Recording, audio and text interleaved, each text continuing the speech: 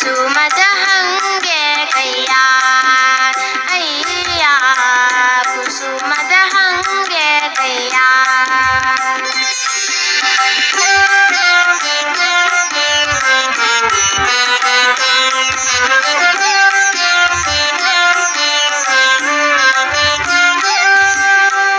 ಶಮೆದಮೆ ಶಾಂತಿ ಸರಣೆ ಇರಲು ಶಮೆದಮೆ ಶಾಂತಿ ಸರಣೆ ಇರಲು ಸಮಾಧಿಯ ಹಂಗೆ ಕೈಯ ಅಯ್ಯ ಉಸುರಿನ ಪರಿಮಳವಿರಲು ಕುಸುಮದ ಹಂಗೆ ಕೈಯ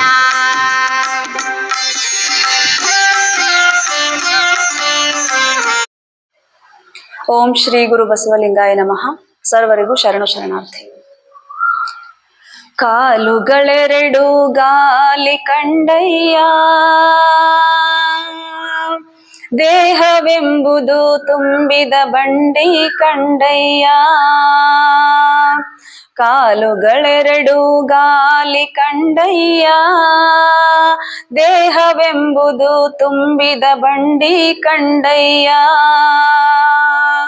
ಬಂಡಿಯ ಹೊಡೆವರು ಐವರು ಮಾನಿಸರು, ಬಂಡಿಯ ಹೊಡೆವರು ಐವರು ಮಾನಿಸರು. ಒಬ್ಬರಿಗೊಬ್ಬರು ಸಮನಿಲ್ಲವಯ್ಯ, ಬಂಡಿಯ ಹೊಡೆವರು ಐವರು ಮಾನಿಸರು.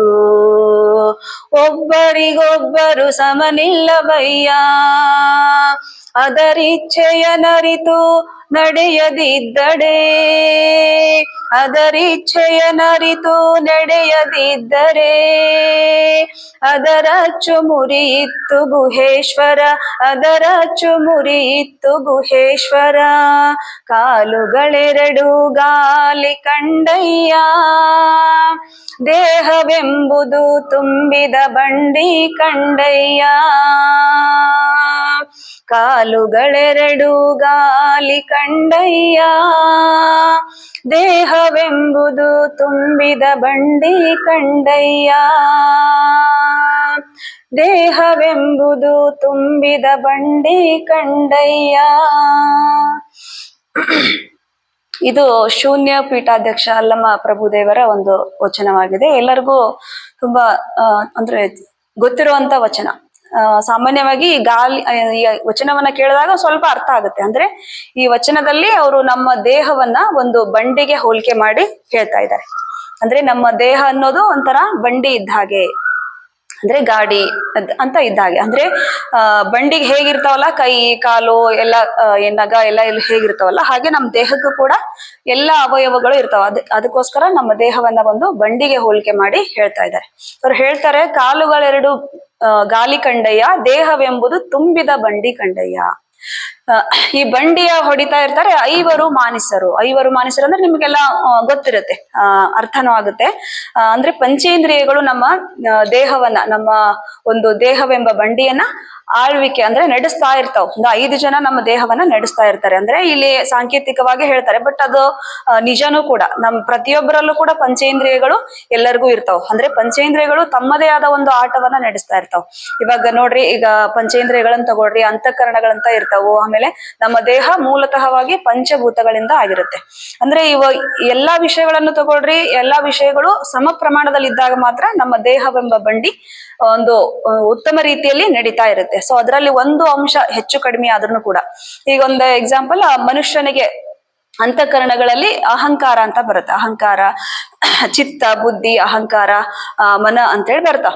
ಅಂದ್ರೆ ಈ ಮನ, ಬುದ್ಧಿ, ಚಿತ್ತ, ಅಹಂಕಾರದಲ್ಲಿ ಯಾವುದು ಒಂದರಲ್ಲಿ ವ್ಯತ್ಯಾಸ ಆದ್ರೂ ಕೂಡ ನಮ್ಮ ಆರೋಗ್ಯದಲ್ಲಿ ಏರ್ಪೇರಾಗುತ್ತೆ, ಅಥವಾ ನಮ್ಮ ನಡವಳಿಕೆಯಲ್ಲಿ ಏರ್ಪೇರಾಗುತ್ತೆ. ನಮ್ಮ ನಡವಳಿಕೆಯಲ್ಲಿ ಏರ್ಪೇರ್ ಆಗೋದ್ರಿಂದ ನಮ್ಮ ಆರೋಗ್ಯನೂ ಕೂಡ ಕೆಡೋ ಸಂದರ್ಭ ಇರುತ್ತೆ.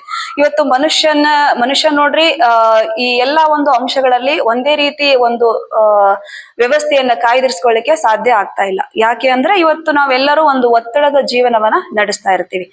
ಹಾಗೆ ಒಂದು ಅಹಂಕಾರ ಹೇಗೆ ನಮ್ಮ ಅಂದ್ರೆ ಮನುಷ್ಯನಲ್ಲಿ ಹೇಗೆ ವರ್ಕ್ ಮಾಡುತ್ತೆ ಅನ್ನೋದನ್ನ ಒಂದ್ ಸ್ವಲ್ಪ ನಾವು ನೋಡೋಣ ಇವತ್ತು. ಅಂದ್ರೆ ಅಹಂಕಾರ ಅನ್ನೋದು ಮನುಷ್ಯನಲ್ಲಿ ಜಾಸ್ತಿ ಆದಾಗ, ಅಂದ್ರೆ ನಾನು ಅನ್ನೋದು ಯಾವಾಗ ಬರುತ್ತೆ ಅವಾಗ ಮನುಷ್ಯ ಸರಿಯಾಗಿ ಜೀವನವನ್ನ ನಡೆಸಲಿಕ್ಕೆ ಸಾಧ್ಯ ಆಗಲ್ಲ. ಅದೇ ರೀತಿ ಎಲ್ಲರ ಜೊತೆನೂ ಹೊಂದಾಣಿಕೆಯಿಂದ ಜೀವನ ಮಾಡ್ಲಿಕ್ಕೆ ಸಾಧ್ಯ ಆಗಲ್ಲ. ಇವಾಗ ಒಂದು ಚಿಕ್ಕದ ಒಂದು ಘಟನೆ ಹೇಳ್ತೀನಿ. ಅಹಂಕಾರ ಹೇಗೆ ಕೆಲಸ ಮಾಡುತ್ತೆ ಅಂದ್ರೆ, ಒಂದು ಊರಲ್ಲಿ ಒಬ್ರು ಗುರುಗಳಿರ್ತಾರೆ, ಏನು ಸಂತಾನ ಗೋಸ್ವಾಮಿ ಅಂತ ಹೇಳಿ ಒಬ್ರು ಇರ್ತಾರೆ. ಇವರು ಚೈತನ್ಯ ಪರಮಹಂಸರ ಒಬ್ರು ನೇರವಾದ ಶಿಷ್ಯ, ತುಂಬಾ ಸಾಧನೆ ಮಾಡಿರ್ತಾರೆ. ಯಾರು? ಸಂತಾನ ಗೋಸ್ವಾಮಿ ಅಂತ. ಹೀಗೆ ನಡೀತಿರ್ಬೇಕಾದ್ರೆ ಅವ್ರ ಮನೇಲಿ ಅವರ ಅಳಿಯ ಏನು ಒಬ್ಬ ಚಿಂತನ ಗೋಸ್ವಾಮಿ ಅಂತ ಅವನ ಹೆಸರು. ಅವನ್ಗೆ ಒಂದು ಏನು ಇವ್ರು ಗುರು ಆಗಿರ್ತಾರೆ, ಸಂತಾನ ಗೋಸ್ವಾಮಿ ಅವರು ಗುರುಗಳಾಗಿ ಅವ್ರಿಗೆ ಒಂದು ದೀಕ್ಷೆ ಕೊಟ್ಟು ಎಲ್ಲಾನು ಕಲಿಸಿರ್ತಾರೆ. ಅವನು ಕೂಡ ಒಂದು ಒಳ್ಳೆ ರೀತಿಯಲ್ಲಿ ಸಾಧನೆಯನ್ನ ಮಾಡಿರ್ತಾರೆ. ಸೊ ಹೀಗೆ ನಡೀತಿರ್ಬೇಕಾದ್ರೆ ಆ ಒಂದು ಊರಲ್ಲಿ, ದೊಡ್ಡ ಊರ್ ಇರ್ತದೆ, ಅಂದ್ರೆ ಒಬ್ಬ ಏನು ದೊಡ್ಡ ಊರಲ್ಲಿ ಏನಾದ್ರೂ ಒಂದು ವಿಷಯ ತಗೊಂಡು ಚಿಂತನ ನಡೆಸ್ತಾ ಇರ್ತಾರೆ. ಚಿಂತನ ಅಂದ್ರೆ ಅಲ್ಲಿ ವಾದ ಅಂತ ಹೇಳ್ತಾರೆ, ಅಥವಾ ಚರ್ಚೆ ಅಂತ ಹೇಳ್ತಾರೆ. ಯಾವಾಗ್ಲಾದ್ರೂ ಇಂಥ ಕಾರ್ಯಕ್ರಮಗಳು ನಡೆದಾಗ ಇನ್ನೊಂದು ದೇಶದಿಂದ, ಏನು ಕಾಶಿಯಿಂದ ಒಬ್ರು ಗುರುಗಳು ಬರ್ತಾರೆ, ದೊಡ್ಡ ಗುರುಗಳು ಬರ್ತಾರೆ. ಈ ಸಂತಾನ ಗುರುಜಿ ಗೋಸ್ವಾಮಿಗೆ ಮತ್ತೆ ಕಾಶಿಯಿಂದ ಬಂದಿರತಕ್ಕಂತ ಗುರುಗಳಿಗೆ ಒಂದು ಸಂವಾದ ನಡೆಯುತ್ತೆ. ಆ ಸಂವಾದ ಹೇಗೆ ನಡೀತಾ ಇರುತ್ತೆ ಅಂತಂದ್ರೆ, ಇವಾಗ ಯಾವುದೇ ಒಂದು ವಿಷಯ ತಗೊಂಡು ಚರ್ಚೆ ಮಾಡಿದಾಗ, ಚರ್ಚೆ ಕೊನೆಯ ಹಂತದಲ್ಲಿ ಯಾರು ವಿಷಯವನ್ನ ಚೆನ್ನಾಗಿ ಮಂಡನೆ ಮಾಡ್ತಾರೆ ಅವರು ತಮ್ಮ ತಪ್ಪೊಪ್ಪಿಗೆಯನ್ನ ಬರೆದುಕೊಂಡು ಅವರು ತಮ್ಮ ಆ ಒಂದು ಗ್ರಾಮವನ್ನ ಬಿಟ್ಟು ನಿರ್ಗಮಿಸಬೇಕಾಗಿ ಇರುತ್ತೆ. ಸೊ ಹೀಗೆ ನಡೀತಿರ್ಬೇಕಾದ್ರೆ ಒಂದು ವಿಷಯದಲ್ಲಿ ಚರ್ಚೆ ನಡೆಯುತ್ತೆ, ಯಾರಿಗೆ? ಸಂತಾನ ಗೋಸ್ವಾಮಿ ಅವರಿಗೆ ಮತ್ತು ಕಾಶಿಯಿಂದ ಬಂದಿರತಕ್ಕಂತ ಒಬ್ಬ ಗುರುಗಳಿಗೆ. ಈಗ ನಡೀತಿರ್ಬೇಕಾದ್ರೆ ವಾದ ವಿವಾದ ಎಲ್ಲ ನಡೆದ್ಬಿಟ್ಟು ಕೊನೆಗೆ ಕಾಶಿಯಿಂದ ಬಂದಿರತಕ್ಕಂತ ಗುರುಗಳು ತುಂಬಾ ಜೋರಾಗೆ ಮಾಡ್ತಾರೆ, ಅವರು ಕೂಡ ವಾದನ ನಡೆದು. ಸೊ ಅವರು ಆ ಒಂದು ವಾದದಲ್ಲಿ ಗೆಲ್ತಾರೆ. ಸೊ ಎಲ್ರಿಗೂ ಅವ್ರ ಪರವಾಗಿ ಒಂದು ಏನೋ ಮತ ಬಿದ್ದಾಗ, ಸರಿ ಆಯ್ತು ಅಂದ್ಬಿಟ್ಟು ಚಿಂತನ ಗೋಸ್ವಾಮಿ ಅಂತ ಏನಿರ್ತಾರಲ್ಲ ಅವರು, ಆಯ್ತು ಏನ್ ಕೊನೆಗೆ ಏನಿರುತ್ತೆ, ಯಾರು ಆ ವಾದದಲ್ಲಿ ಸೋಲ್ತಾರೆ ಅವರು ತಮ್ಮ ತಪ್ಪೊಪ್ಪಿಗೆ ಅಂದ್ರೆ ನಾನು ಈ ಸಂವಾದದಲ್ಲಿ ಸೋತಿದ್ದೀನಿ ಅಂತ ಹೇಳ್ಬಿಟ್ಟು ಒಂದು ಪತ್ರವನ್ನ ಬರೆದು ಆ ಒಂದು ಏನು ಮುಖ್ಯಸ್ಥರಿರ್ತಾರಲ್ಲ ಅಲ್ಲಿ ಅವ್ರಿಗೆ ಕೊಟ್ಟು ಅವರು ನಿರ್ಗಮಿಸಬೇಕಾದ ಒಂದು ಸಂದರ್ಭ ಇರುತ್ತೆ. ಸೊ ಇವಾಗ ಇಲ್ಲಿ ಏನು ಚಿಂತನ ಗೋಸ್ವಾಮಿ ಅವರು, ಆಯ್ತು ನಾನು ಇದರಲ್ಲಿ ಸೋತೆ, ನನಗೆ ಏನು ವಾದ ಮಾಡ್ಲಿಕ್ಕೆ ಆಗ್ಲಿಲ್ಲ ಅಂತ ಹೇಳ್ಬಿಟ್ಟು ತಮ್ಮ ಒಂದು ತಪ್ಪೊಪ್ಪಿಗೆ ಪತ್ರವನ್ನ ಬರೆದ್ಬಿಟ್ಟು ಅಲ್ಲಿ ಮುಖ್ಯಸ್ಥರಿಗೆ ಕೊಟ್ಟು ಅವರು ನಿರ್ಗಮಿಸ್ತಾರೆ. ಸೊ ಅಲ್ಲಿ ಹೇಗೆ ಪದ್ಧತಿ ಹೇಗಿರುತ್ತೆ ಅಂತಂದ್ರೆ, ಇವಾಗ ಯಾರು ಸೋಲ್ತಾರೆ ಅವ್ರಿಗೆ ಸಾಕಷ್ಟು ಶಿಷ್ಯರು ಇರ್ತಾರೆ. ಈಗ ಸೋತಂತ ಸ್ವಾಮೀಜಿ ಅವ್ರಿಗೆ ಏನು ಗುರುಗಳಿಗೇನು ಶಿಷ್ಯರು ಇರ್ತಾರಲ್ಲ, ಅವರೆಲ್ಲ ಯಾರು ಗೆದ್ದಿರ್ತಾರಲ್ಲ ಅವರ ಒಂದು ಅನುಯಾಯಿಗಳಾಗ್ಬೇಕಾದ ಒಂದು ಪರಿಪಾಠ ಆ ಊರಲ್ಲಿ ನಡೀತಾ ಇರುತ್ತೆ. ಸೊ ಅದರಿಂದ ಇವಾಗ ಏನು ಸಂತಾನ ಗುರು ಸ್ವಾಮಿಗಳು ಸೋತಾಗ ಇವರಿಗೆ ಇರ್ತಕ್ಕಂಥ ಶಿಷ್ಯರೆಲ್ಲ ಏನು ಕಾಶಿಯಿಂದ ಬಂದಿರ್ತಕ್ಕಂಥ ಯಾರು ಗುರುಗಳು ಗೆದ್ದಿರ್ತಾರಲ್ಲ, ಆ ಸಂವಾದದಲ್ಲಿ ಒಳ್ಳೆ ಚರ್ಚೆ ಮಾಡಿ ಗೆದ್ದಿರ್ತಾರಲ್ಲ, ಅವರ ಒಂದು ಅನುಯಾಯಿಗಳಾಗ್ಲಿಕ್ಕೆ ಅವ್ರ ಕಡೆ ಹೋಗ್ಬಿಡ್ತಾರೆ. ಸೊ ಆಯ್ತು, ಅಲ್ಲಿ ಸಭೆ ಮುಗಿಯುತ್ತೆ. ಸಭೆಯಲ್ಲಿದ್ದವರೆಲ್ಲ ತಮ್ಮ ಕಾಯಕಗಳಿಗೆ ಹೋಗ್ತಾರೆ. ಸೊ ಅದೇ ರೀತಿ ಅವರು ಏನು ಕಾಶಿಯಿಂದ ಬಂದಿರತಕ್ಕಂತ ಏನು ಗುರುಜಿ ಇರ್ತಾರಲ್ಲ ಅವರು, ಸರಿ ಆಯ್ತು ಕಾರ್ಯಕ್ರಮ ಮೇಲೆ ಹೊರಡ್ತಾ ಇರ್ತಾರೆ. ಸೊ ಹೊರಡ್ತಾ ಇರ್ಬೇಕಾದ್ರೆ ದಾರಿಲಿ ಯಾರು ಸಂತಾನ ಗೋಸ್ವಾಮಿ ಅವರು ಇನ್ನೊಬ್ರು ಅಳಿಯ ಶಿಷ್ಯ ಇರ್ತಾನಂತ ಹೇಳಿದ್ದಲ್ಲ, ಆ ಶಿಷ್ಯ ಬರ್ತಾ ಇರ್ತಾನೆ, ಕೈಯಲ್ಲಿ ಒಂದು ಕೋಲ್ ಹಿಡ್ಕೊಂಡು, ಅವ್ರದ್ದೇನೋ ಬೆತ್ತ ಇರುತ್ತಲ್ಲ ಅದ್ ಹಿಡ್ಕೊಂಡು ಬರ್ತಾ ಇರ್ತಾರೆ. ಸೊ ಈ ಕಡೆಯಿಂದ ಕಾಶಿಯಿಂದ ಬಂದಿರತಕ್ಕಂತ ಸ್ವಾಮೀಜಿ ಹೋಗ್ತಾ ಇರ್ತಾರೆ. ಸೊ ಮಾತಾಡಿಸ್ತಾರೆ ಹಂಗೆ, ಅವರು ಏನು ಕೊಟ್ಟಿರ್ತಕ್ಕಂಥ ಪತ್ರ ಕೈಯಲ್ಲಿ ಹಿಡ್ಕೊಂಡು ಬಂದಿರ್ತಾರೆ, ಯಾರು? ಕಾಶಿಯಿಂದ ಬಂದಿರ್ತಕ್ಕಂಥ ಸ್ವಾಮೀಜಿ ಅವರು. ಆಯ್ತು ಹೀಗೆ ಪರಿಚಯ ಮಾಡ್ಕೊಂತಾರೆ. ಯಾರು? ಅದು ಚಿಂತನ ಗೋಸ್ವಾಮಿ ಅವರ, ಸಂತಾನ ಗೋಸ್ವಾಮಿ ಅವರ ಅಳಿಯ ಚಿಂತನ ಗೋಸ್ವಾಮಿ ಅಂತ. ಹೀಗೆ ಮಾತಾಡ್ತಾರೆ, ಏನ್ ಸ್ವಾಮೀಜಿ ಈ ಕಡೆ ಹೊರಟ್ರಲ್ಲ, ಎಲ್ಲಿಂದ ಬರ್ತಾ ಇದ್ದೀರಿ ಅಂತ ಅವ್ರು ಅಳಿಯ ಕೇಳ್ತಾನೆ. ಅವರು ಹೇಳ್ತಾರೆ, ಅವ್ರು ತುಂಬಾ ಒಂದು ಹೆಮ್ಮೆಯಿಂದ ಒಂದೇನೋ ನಾನ್ ಗೆದ್ಬಿಟ್ಟಿದ್ದೀನಿ ಅನ್ನೋ ಒಂದು ಅರ್ಥದಲ್ಲಿ ಅವನ ಮುಂದೆ ಹೇಳ್ತಾರೆ, ಇಲ್ಲ ಇಲ್ಲಿ ಸಭೆಯಲ್ಲಿ ಒಂದು ಸಂವಾದ ನಡೀತಾ ಇತ್ತು, ಆ ಸಂವಾದದಲ್ಲಿ ನಾನು ಭಾಗವಹಿಸಿದ್ದೆ. ಅಲ್ಲಿ ನನ್ನ ಒಂದು ಎದುರಾಳಿಯಾಗಿ ಸಂತಾನ ಗೋಸ್ವಾಮಿ ಅವರು ವಾದ ಮಾಡಿದ್ರು. ಈ ವಾದದಲ್ಲಿ ಅವರು ಸೋತ್ ಬಿಟ್ರು. ಸೊ ನಾನ್ ಗೆದ್ದಿದ್ದೀನಿ ನೋಡಿ ಅಂತ ಹೇಳ್ತಾನೆ. ಸೊ ಅವಾಗ ಸಂತಾನ ಗೋಸ್ವಾಮಿ ಅಂದ ತಕ್ಷಣ ಅವನಿಗೆ ಏನೋ ನಮ್ಮ ಮಾವ ಅಲ್ವಾ, ನಮ್ಮ ಮಾವ ಹೇಗೆ ಏನೋ ಸೋಲಿಕ್ಕೆ ಸಾಧ್ಯ, ಅವ್ರು ಎಷ್ಟೊಂದು ಸಾಧನೆ ಮಾಡಿದ್ದಾರೆ, ಅವ್ರು ಹೇಗ್ ನಿಮಗೆ ತಪ್ಪೊಪ್ಪಿಗೆ ಪತ್ರ ಕೊಟ್ಬಿಟ್ರು ನಿಮಗೆ ಅಂತ ಹೇಳಿ ಚರ್ಚೆ ನಡೆಯುತ್ತೆ. ಅವನು ಇಲ್ಲ, ಅದು ಚೆನ್ನಾಗೇ ನೀವು ಬೇಕಿದ್ರೆ ಅಲ್ಲಿ ಹೋಗಿ ಎಲ್ಲಾ ಸಭಿಕರನ್ನ ಕೇಳ್ಕೋಬಹುದು ಅಂತ ಹೇಳಿ ಅವ್ನು ಹೇಳ್ತಾನೆ. ಇಲ್ಲ ಅದು ಸಾಧ್ಯನೇ ಇಲ್ಲ, ಬೇಕಿದ್ರೆ ನೀವು ನಮ್ಮ ಮಾವ ಸೋತಿದ್ರೆ ಅಂದ್ರೆ ಅದು ಅಸಾಧ್ಯವಾದ ಮಾತು, ಸೋಲಿಕ್ ಚಾನ್ಸೇ ಇಲ್ಲ. ಬೇಕಿದ್ರೆ ನಾನು ಒಂದು ವಿಷಯ ತಗೊಂಡು ನೀವು ನನ್ ಜೊತೆ ಏನು ವಾದ ಮಾಡಿ ನೀವು ಗೆಲ್ರಿ, ಅವಾಗ ನಾನು ಒಪ್ಕೊಂತೀನಿ ನಮ್ಮ ಮಾವ ಸೋತಿದ್ದಾನೆ ಅಂತ ಹೇಳ್ಬಿಟ್ಟು ಇವ್ನು ಹೇಳ್ತಾನೆ ಚಿಂತನ ಗೋಸ್ವಾಮಿ. ಸರಿ ಆಯ್ತು, ಅಲ್ಲಿನೂ ಎಲ್ಲೋ ಒಂದು ಚಾವಡಿ ಮೇಲೆ ಕೂತ್ಕೊಂಡು ಇವರಿಬ್ರು ಒಂದು ಸಂವಾದ ಮಾಡ್ತಾರೆ. ಇದರಲ್ಲಿ ಅಳಿಯ ಗೆಲ್ತಾನೆ.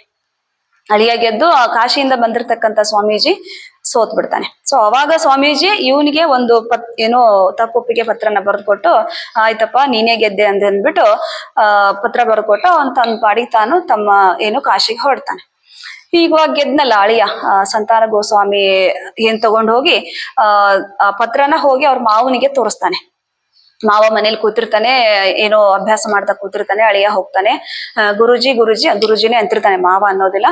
ಸೊ ಗುರುಜಿ ಹೀಗೆ ಒಂದು ವಿಷಯ ಕೇಳ್ಪಟ್ಟೆ ನಾನು, ಯಾಕೆ ಹಿಂಗ್ ನಡೀತು, ನೀವು ಈ ರೀತಿ ಮಾಡ್ತೀರಿ ಅಂತ ನಾನು ಅನ್ಕೊಂಡಿರ್ಲಿಲ್ಲ, ಹೇಗಿದು ಸಾಧ್ಯ ಅಂತ ಏನು ಗುರುಜಿ ಅವ್ರನ್ನ ಕೇಳ್ತಾನೆ ಅಳಿಯ. ಸೊ ಅವಾಗ ಅವ್ನು ಇವನ್ನೆಲ್ಲ ಜೋರಾಗಿ ಹಾರಾಡ್ತಾ ಇರ್ತಾನೆ, ಸ್ವಲ್ಪ ಅಹಂಕಾರ ಜಾಸ್ತಿ ಇರ್ತದೆ, ಇವನ ಹತ್ರ ವಿನಯ ಅಷ್ಟೊಂದಿರಂಗಿಲ್ಲ. ಆಯ್ತು ಏನ್ ಜೋರಾಗಿ ಮಾತಾಡ್ತೀನಿ, ಆದ್ರೂ ಸಮಾಧಾನವಾಗಿ ಏನು ಮಾತಾಡೋದಿಲ್ಲ ಅವ್ರ ಮಾವ.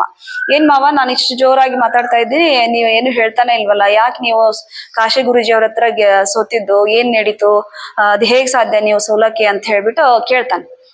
ಅವಾಗ ಸಮಾಧಾನವಾಗಿ ಅವನಿಗೆ ತುಂಬಾ ಬೇಸರ ಆಗುತ್ತೆ, ಯಾಕೆಂದ್ರೆ ತಾನೇ ಕಲಿಸಿರ್ತಕ್ಕಂತ ಶಿಷ್ಯ ಯಾಕೆ ಇಷ್ಟು ಅಹಂಕಾರದಿಂದ ಮೆರಿತಾ ಇದ್ದಾನೆ ಅಂತ ಬೇಸರ ಮಾಡ್ಕೊಂಡು ತನ್ನ ಬಟ್ಟೆ ಬರೆ ಎಲ್ಲ ಬ್ಯಾಗಿಗೆ ತುಂಬಿಕೊಂಡು, ಆಯ್ತಪ್ಪ ನಾನು ಇನ್ಮೇಲೆ ನಂದು ನಿಂದು ಏನು ಸಂಬಂಧ ಇಲ್ಲ, ನಾನು ನನ್ ಪಾಡಿ ನಾನು ಸಾಧನೆಗೆ ಹೊರಟೋಗ್ತೀನಿ ಅಂತ ಹೇಳಿ ಹೋಗೋಕ್ ರೆಡಿ ಆಗ್ತಾನೆ. ಯಾಕೆ ಏನಾಯ್ತು ಹೇಳು ಅಂತ ಹೇಳಿ ತುಂಬಾ ಒಂದು ಏನು ರಿಕ್ವೆಸ್ಟ್ ಮಾಡ್ಕೊಂತಾನೆ ಮಾವನ ಹತ್ರ.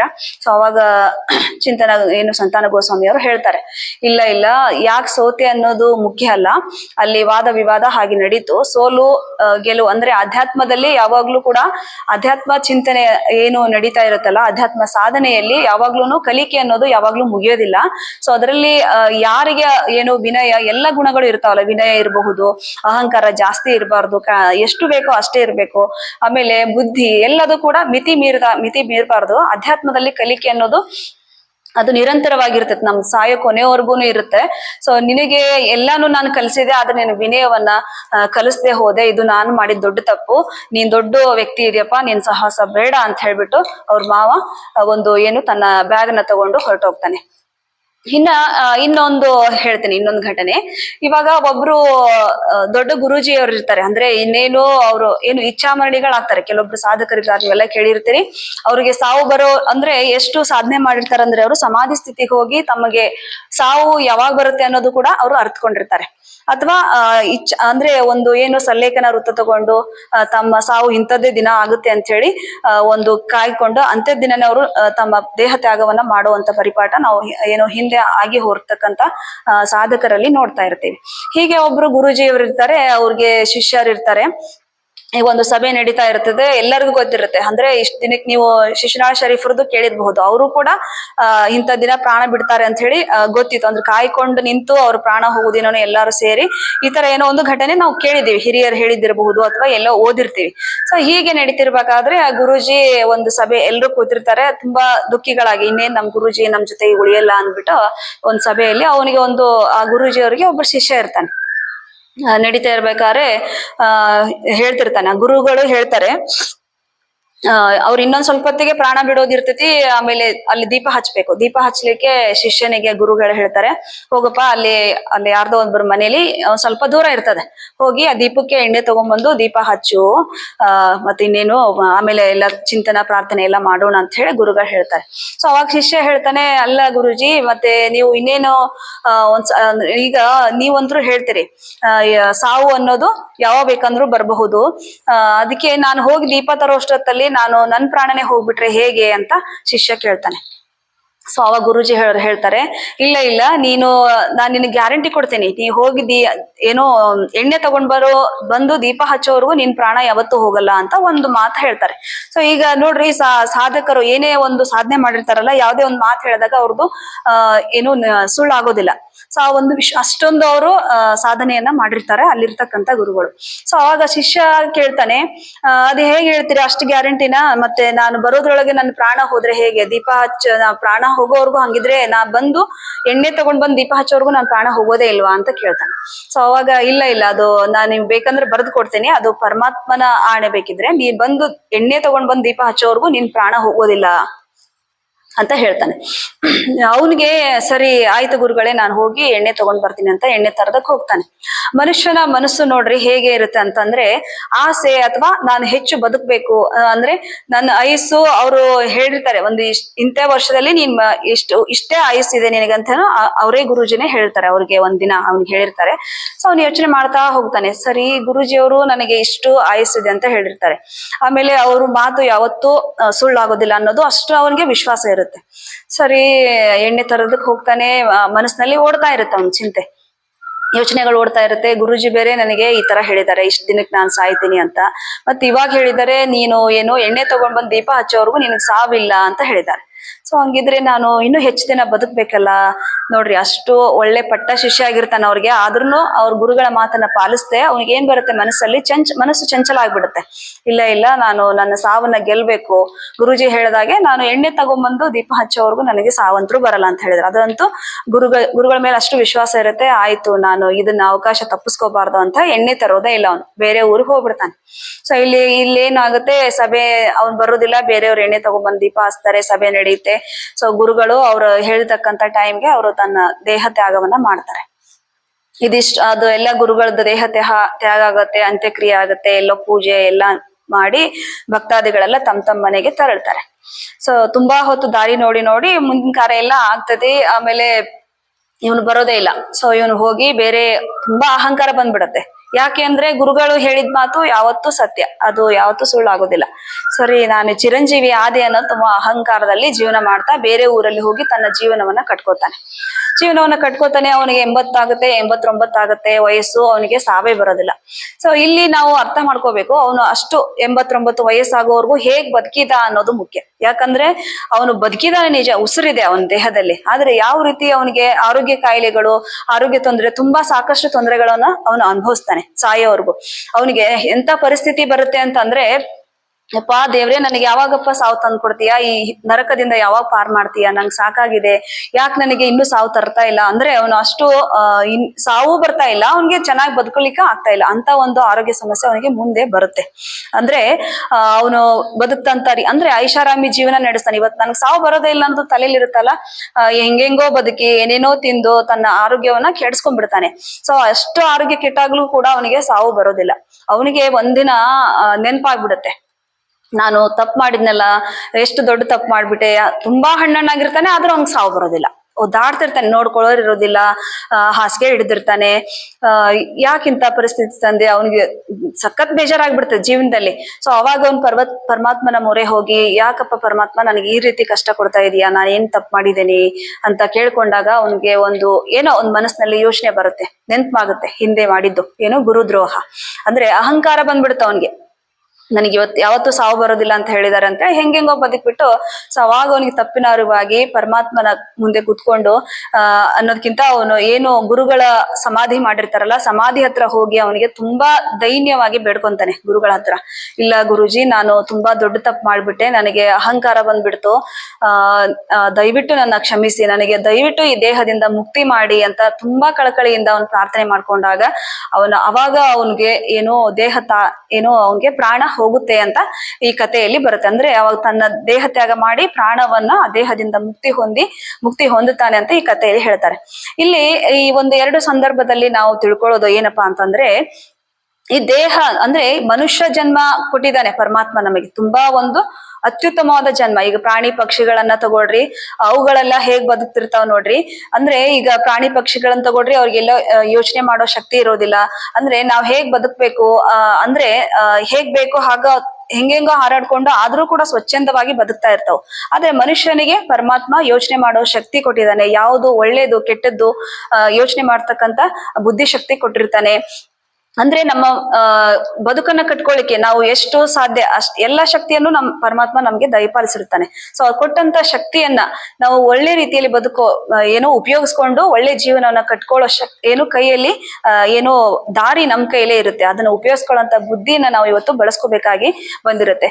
ಇವಾಗ ನೋಡ್ರಿ, ಏನೇ ನಮಗೆ ಒಂದು ಉದ್ಯೋಗದಲ್ಲಿ ತುಂಬಾ ಚೆನ್ನಾಗಿ ಲಾಭ ಆಗಿ ಶ್ರೀಮಂತಿಕೆ ಬಂತು ಅಂತ ಅನ್ಕೊಡ್ರಿ, ಸಾಮಾನ್ಯವಾಗಿ ಹೇಳ್ತಿರ್ತಾರೆ, ಅರ್ಧ ಅಲ್ಪನಿಗೆ ಐಶ್ವರ್ಯ ಬಂದ್ರೆ ಅರ್ಧ ರಾತ್ರಿ ಕೊಡೆ ಹಿಡ್ದ ಅಂತ ಹೇಳ್ತಾರೆ. ಸಾಮಾನ್ಯವಾಗಿ ಲೋಕಾರೂಢಿ ಅಂದ್ರೆ ಮನುಷ್ಯ ಇವತ್ತು ಆ ತರ ಬದುಕ್ತಾ ಇದ್ದಾನೆ. ಎಲ್ರೂ ಹಾಗೆ ಅಂತ ಹೇಳ್ತಾ ಇಲ್ಲ. ಇವತ್ತು ಸಾಮಾನ್ಯವಾಗಿ ನೋಡ್ತಿರ್ತೀವಲ್ಲ, ನನಗೆ ಏನೋ ಒಂದ್ ಬಂದಾಗ ಹೆಚ್ಚು ಮೆರೆಯೋದು, ಆಮೇಲೆ ಏನಾದ್ರೂ ಕಷ್ಟ ಬಂದಾಗ ಕುಗ್ ಬಿಡೋದು, ಹೀಗೆಲ್ಲ ನಾವು ಮಾಡ್ತಾ ಇರ್ತೀವಿ.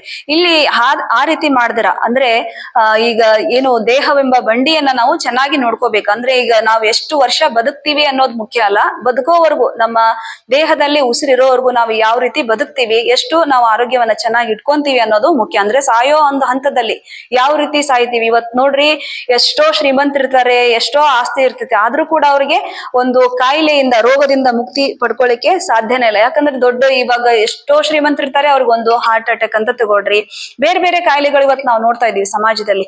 ಎಷ್ಟೋ ಒಂದು ಕಾಯಿಲೆಗಳು ಬಂದಾಗ ಕೊನೆ ಹಂತದಲ್ಲಿ ಅವ್ರ ಹತ್ರ ಇರ್ತಕ್ಕಂತ ಆಸ್ತಿ, ಹಣ ಯಾವುದೂ ಕೂಡ ಅವರನ್ನ ರಕ್ಷಣೆ ಮಾಡಂಗಿಲ್ಲ. ಸ್ವತಃ ಏನು ಡಾಕ್ಟರ್ ಕೂಡ ರಕ್ಷಣೆ ಮಾಡಂಗಿಲ್ಲ. ಸೊ ಆ ರೀತಿ ಒಂದು ಆರೋಗ್ಯವನ್ನ ಇವತ್ತು ನಾವು ಹದಗೆಡಿಸ್ಕೊಳ್ತಾ ಇದೀವಿ. ಸೊ ಆ ಒಂದು ನಿಟ್ಟಿನಲ್ಲಿ ನಾವು ಆರೋಗ್ಯವನ್ನ ಹೆಚ್ಚು ಆರೋಗ್ಯದ ಕಡೆ ಫಸ್ಟ್ ಪ್ರಯಾರಿಟಿ ನಾವು ಆರೋಗ್ಯಕ್ಕೆ ಕೊಡ್ತಾ, ಮುಂದಿಂದ ಇಲ್ಲ, ಇವತ್ತು ಆರೋಗ್ಯ ಇದ್ರೆ ನಾವು ಏನ್ ಬೇಕಾದ್ರೂ ಸಾಧನೆ ಮಾಡಬಹುದು, ಸಂತೋಷವಾಗಿರಬಹುದು, ಒಳ್ಳೆ ರೀತಿಯಲ್ಲಿ ಬದುಕನ್ನ ಕಟ್ಕೋಬಹುದು.